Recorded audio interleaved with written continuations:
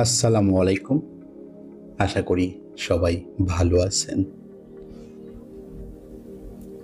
এই যে বসন্তকাল চলতেছে,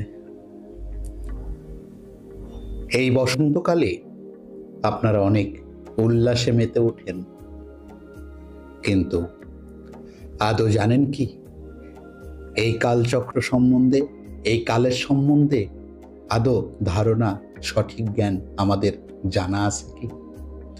আমরা অনেকেই জানি না। এই সময়টা হচ্ছে ঝরে যাওয়ার একটি সময়।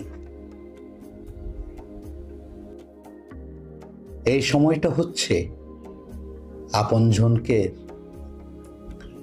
আপনার আপনজনকে, আত্মীয় স্বজন আপনজনদেরকে ছেড়ে যাবার একটি সময়।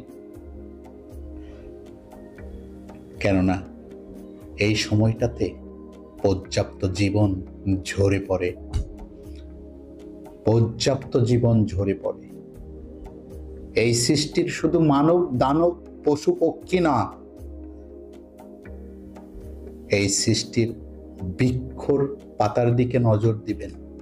এই সময়টা সমস্ত বৃক্ষের পাতাও ঝরে পড়ে।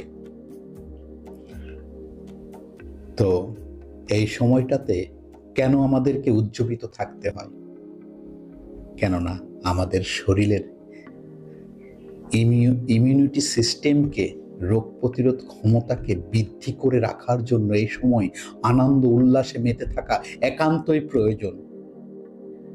এই কারণে আপনারা নিজেকে সুস্থ রাখতে অবশ্যই কোথাও পিকনিক করেন। পিকনিক মানেই খালি মাংস না, ব্যয়বহুল খরচ না, বোতল পার্টি না।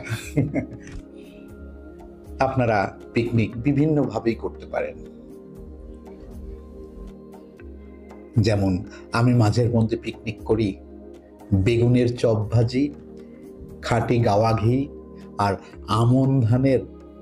আমন চাউলের ভাত, নরম করে ভাত রান্ধি, সবার পাতে গাওয়া ঘি দিয়ে দিই, আর বেগুনের চাক ভাজি, অল্প সামান্য করে আলু ভর্তা।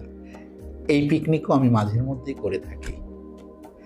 তো এরকম একটি কিছু করে দেখেন, আলাদা মজা পাবেন, জীবনের প্রকৃত অর্থ বুঝতে পারবেন। ভালো থাকবেন, দোয়া রাখবেন। আল্লাহ হাফেজ।